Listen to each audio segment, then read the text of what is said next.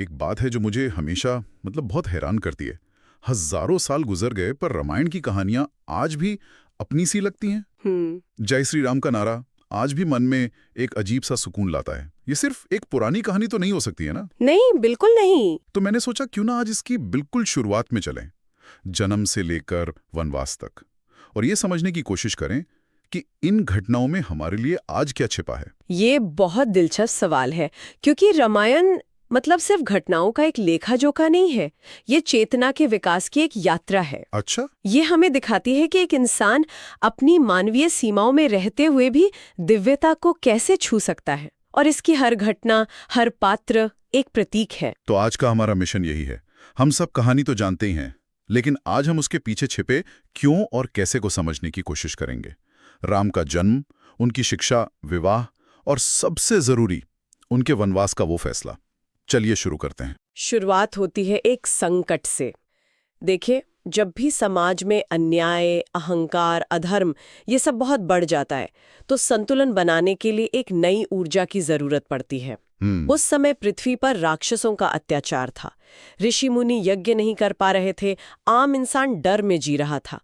तब देवताओं ने भगवान विष्णु से प्रार्थना की, और विष्णु का जो जवाब था, जैसा हमारे स्रोत बताते हैं, वो बहुत गहरा है।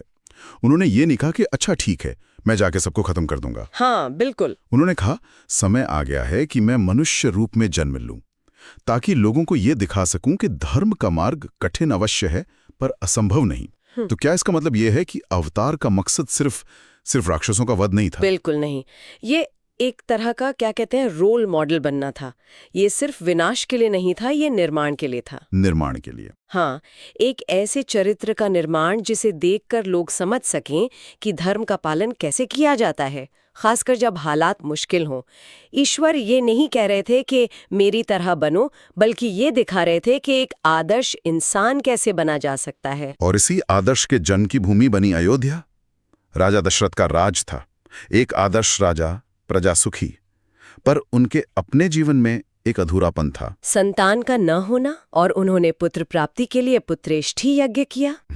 और उस यज्ञ से जो हुआ वो भी बहुत प्रतीकात्मक है। अग्नि से दिव्य खीर का कलश निकला। अब देखिए, अग्नि पवित्रता और ऊर्जा का प्रतीक है। सही बात है। मतलब जब एक पवित्र इच्छा पूरी लगन से की जाती है तो दिव्यता खुद प्रकट होती है। वो खीर तीनों रानियों में बटी और फिर राम, भरत, लक्ष्मण और शत्रुघ्न का जन्म हुआ। ये सिर्फ 4 राजकुमारों का जन्म नहीं था। तो ये क्या था? इसे ग्रंथों में धर्म के युग के पुनरारंभ का संकेत कहा गया है, जैसे अंधेरे के बाद पहली सुबह होती है। राम के बचपन के बारे में हम सुनते हैं कि वो शांत थे, विनम्र थे, लेकिन एक शब्द जो उनके साथ हमेशा जुड़ा रहता है वो है मर्यादा पुरुषोत्तम। ये शब्द हम बहुत सुनते हैं, पर इसका असली मतलब क्या है? सिर्फ नियमों का पालन करना या कुछ और भी है? ये बहुत अच्छा सवाल है। मर्यादा का मतलब सिर्फ बाहरी सीमा या नियम नहीं होता। इसका गहरा मतलब है आत्मनियंत्रण, एक संतुलन। आत्मनियंत्रण? हाँ, एक ऐसा इंसान जो अपनी भावनाओं, अपनी शक्ति, अपने अधिकारों का सही इस्तेमाल करना जानता हो, जो क्रोध में भी विवेक ना खोए, खुशी में अहंकार न करे और दुख में भी अपना कर्तव्य ना भूले। राम को मर्यादा पुरुषोत्तम इसीलिए कहा गया। ये आसान तो नहीं रहा होगा। बिल्कुल नहीं। तो राम का बचपन तो एक आदर्श राजकुमार की तरह था, पर असल परीक्षा तो तब शुरू हुई जब गुरु विश्वामित्र आए। हाँ, और वो उन्हें अपने साथ एक ऐसे मिशन पर ले गए जिसने उनकी पूरी जिंदगी की दिशा ही बदल दी। और वहीं से कहानी हमें सीता स्वयंवर तक ले जाती है। मिथिला में राजा जनक की शर्त थी कि जो भी शिव के दिव्य धनुष पिनाक पर प्रत्यंचा चढ़ाएगा, उसी से सीता का विवाह होगा। और ये सिर्फ एक शारीरिक बल की परीक्षा नहीं थी। अच्छा? तो उस स्वयंवर में तो बड़े बड़े राजा आए थे, एक से बढ़कर एक बलशाली, अहंकार में चूर, पर कोई भी उस धनुष को हिला तक नहीं सका। हिला तक नहीं पाया। फिर राम आते हैं और उनके चेहरे पर वो घमंड या तनाव नहीं है, सिर्फ एक शांत आत्मविश्वास। एकदम शांत। उन्होंने धनुष को प्रणाम किया और बहुत सहजता से उसे उठा लिया, और जैसे ही उन्होंने प्रत्यंचा चढ़ाने की कोशिश की, वो धनुष एक भयंकर गर्जना के साथ टूट गया।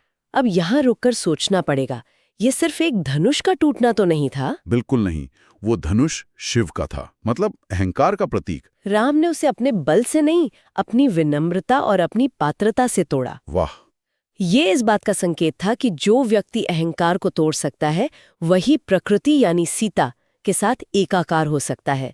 ये दो आत्माओं का आध्यात्मिक मिलन था, जैसा कि स्रोत कहते हैं। लेकिन क्या ये सिर्फ एक आध्यात्मिक मिलन था या इसमें उस समय की राजनीति का भी कोई पहलू छिपा है? निश्चित रूप से ये एक मास्टर स्ट्रोक था। अयोध्या और मिथिला उस समय के दो सबसे शक्तिशाली और धर्मपरायण राज्य थे। उनका एक होना मतलब धर्म की शक्ति का दोगुना हो जाना। तो ये विवाह व्यक्तिगत भी था, आध्यात्मिक भी था और रणनीतिक भी। रामायण की यही तो खूबी है। तो इस संबंध की बात करें, आजकल जब रिश्ते इतने ट्रांजैक्शनल हो गए हैं, तो राम सीता के संबंध को कैसे समझा जाए? देखिए, खास बात ये थी कि उनका संबंध अधिकार या अपेक्षा पर नहीं, बल्कि सम्मान और समर्पण पर आधारित था। सम्मान और समर्पण। हाँ, राम ने सीता में सिर्फ सुंदरता नहीं देखी, उन्होंने पवित्रता और आत्मिक शक्ति देखी, और सीता ने राम में मर्यादा और धर्म का मूर्त रूप देखा। उनका प्रेम एक दूसरे को बदलने की कोशिश नहीं करता था, बल्कि एक दूसरे को उनके धर्म का पालन करने में मदद करता था। बिल्कुल। हाँ, ये एक पक्ष है, लेकिन कुछ आधुनिक व्याख्याकार इस पर सवाल भी उठाते हैं। वे पूछते हैं कि क्या इस आदर्श संबंध में व्यक्तिगत इच्छाओं के लिए कोई जगह थी? और ये सवाल उठाना जरूरी भी है। रामायण हमें कोई एक सीधा साधा जवाब नहीं देती। वो हमारे सामने एक आदर्श रखती है और हमें उस पर सोचने के लिए मजबूर करती है। उनका संबंध त्याग की नींव पर बना था, और स्रोत कहते हैं कि ईश्वर उसी प्रेम को पवित्र मानता है जिसमें स्वार्थ से पहले त्याग की भावना हो। तो अयोध्या में सब कुछ ठीक चल रहा था, राम का राज्याभिषेक तय हो गया, पूरी प्रजा खुश थी, मतलब हैप्पीली एवर आफ्टर वाला हिस्सा आ गया था। हाँ, ऐसे ही लग रहा था। लेकिन तभी कहानी में एक ऐसा मोड़ आता है जो सब कुछ बदल देता है, मंथरा और कैकेयी का प्रसंग। हाँ, और यही रामायण का सबसे मनोवैज्ञानिक रूप से गहरा हिस्सा है। यहाँ ये समझना दिलचस्प है कि कैकेयी का हृदय परिवर्तन सिर्फ मंत्रा के उकसाने से नहीं हुआ। अच्छा। कई व्याख्याकार मानते हैं कि ये नियति का एक जरूरी मोड़ था, जिसके बिना राम का राम बनना शायद संभव ही नहीं था। उनके वनवास के बिना वो सिर्फ अयोध्या के राजा बनकर रह जाते, मर्यादा पुरुषोत्तम नहीं। ये तो बहुत दिलचस्प बात है। तो कैकेयी एक खलनायिका नहीं, बल्कि नियति का एक माध्यम थी। एक तरह से कह सकते हैं।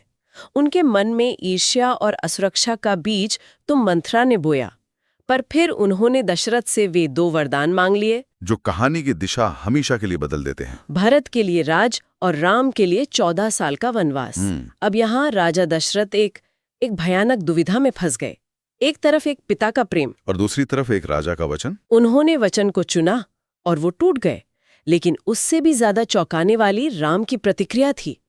कोई गुस्सा नहीं, कोई सवाल नहीं। ग्रंथों में वर्णन है कि उन्होंने मुस्कुराते हुए कहा, पिताश्री आप चिंता न करें, रघुकुल की रीति है कि प्राण जा सकते हैं पर वचन नहीं। वाह, मेरे लिए इस वचन को निभाना वनवास नहीं, सौभाग्य है। ये कोई सामान्य मानवीय प्रतिक्रिया नहीं है। नहीं, ये दिखाता है कि राम के लिए व्यक्तिगत सुख से कहीं ज्यादा बड़ा उनका कर्तव्य और कुल की मर्यादा थी। यहीं पर धर्म का असली सवाल उठता है। जब हम कहते हैं कि राम ने धर्म का पालन किया, तो यहां धर्म का मतलब क्या था? क्योंकि एक बेटे का धर्म पिता की आज्ञा मानना है, लेकिन एक भावी राजा का धर्म तो प्रजा की रक्षा करना है। सही बात है। इन दोनों धर्मों के बीच जो संघर्ष है, उसे राम ने कैसे सुलझाया? यही इस पूरी घटना का सार है। राम ने दिखाया कि धर्म का चुनाव हमेशा आसान नहीं होता। ये हमेशा दो सही रास्तों में से एक ज्यादा सही को चुनने जैसा होता है। उन्होंने समझा कि अगर वो राजा के वचन का ही सम्मान नहीं करेंगे, तो भविष्य में प्रजा राजा की किसी बात का सम्मान क्यों करेगी। उन्होंने व्यक्तिगत धर्म को राजधर्म की नींव माना। मतलब उन्होंने दूर का सोचा। हाँ, ये एक बलिदान था, लेकिन एक बहुत बड़े उद्देश्य के लिए। और ये बलिदान सिर्फ उनका नहीं था। सीता ने कहा, जहां आप हैं वहीं अयोध्या है। और लक्ष्मण ने कहा, मैं आपका सेवक नहीं, आपकी परछाई हूं। वाह। बिल्कुल, ये केवल त्याग नहीं, ये प्रेम और निष्ठा की पराकाष्ठा थी। इसीलिए स्रोत इस यात्रा को आत्मा की यात्रा कहते हैं। राम का वनवास केवल जंगल की यात्रा नहीं थी, ये राजमहल के अहंकार को छोड़कर आत्मा के महल को समझने की यात्रा थी। तो वनवास शुरू हुआ, अयोध्या की सुख सुविधाएं पीछे छूट गईं और सामने था घना जंगल, अनिश्चितता। ये एक तरह की आध्यात्मिक ट्रेनिंग थी। ट्रेनिंग? किस तरह की ट्रेनिंग? अहंकार को मिटाने की। ये सीखने की कि असली ताकत सत्ता में नहीं संयम में होती है। उन्होंने कंदमूल खाए, ऋषियों से ज्ञान लिया, आम लोगों की तकलीफें समझीं। और राक्षसों का संहार भी किया। हाँ, लेकिन विनाश के लिए नहीं, बल्कि निर्दोषों की रक्षा के लिए। उन्होंने दिखाया कि शक्ति का सही उपयोग रक्षा करना है, शोषण करना नहीं। इसी यात्रा में पई चौवटी में शूर्पणखा का प्रसंग आता है। राम का वो जवाब, मैं एक पत्नीव्रत हूं, आज के संदर्भ में बहुत मायने रखता है। हाँ, ये निष्ठा और विश्वास का प्रमाण था। ये दिखाता है कि सच्चा प्रेम अवसर पर नहीं, बल्कि एक गहरे संकल्प पर टिका होता है। लेकिन इसी घटना के बाद कहानी का सबसे बड़ा मोड़ आता है, सीताहरण। हाँ, ये राम के जीवन की सबसे कठिन परीक्षा थी। ये केवल शारीरिक नहीं, बल्कि आत्मिक सहनशीलता और धैर्य की कसौटी थी। और यहाँ राम पहली बार इतने व्याकुल, इतने दुखी दिखते हैं, एक सामान्य मनुष्य की तरह विलाप करते हैं। हाँ, और यही इस कथा को इतना वास्तविक बनाता है। वो ईश्वर होकर भी मानवीय भावनाओं से गुजरते हैं। वो दुख महसूस करते हैं, लेकिन दुख को अपने ऊपर हावी नहीं होने देते। वो अपने क्रोध को विवेक पर हावी नहीं होने देते।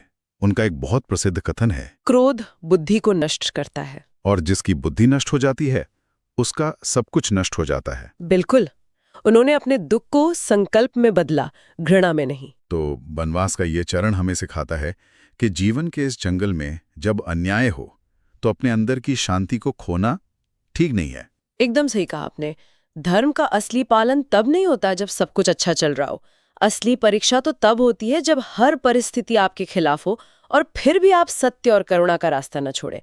राम ने यही करके दिखाया। जब हम इस पूरी यात्रा को देखते हैं, जन्म से लेकर सीताहरण तक, तो ये एहसास होता है कि ये किसी बाहरी दुश्मन से लड़ाई की कहानी कम और अपने अंदर के द्वंद्व से लड़ने की कहानी ज्यादा है। बिल्कुल, ये हर इंसान के भीतर चलने वाले अंतर्युद्ध की कथा है।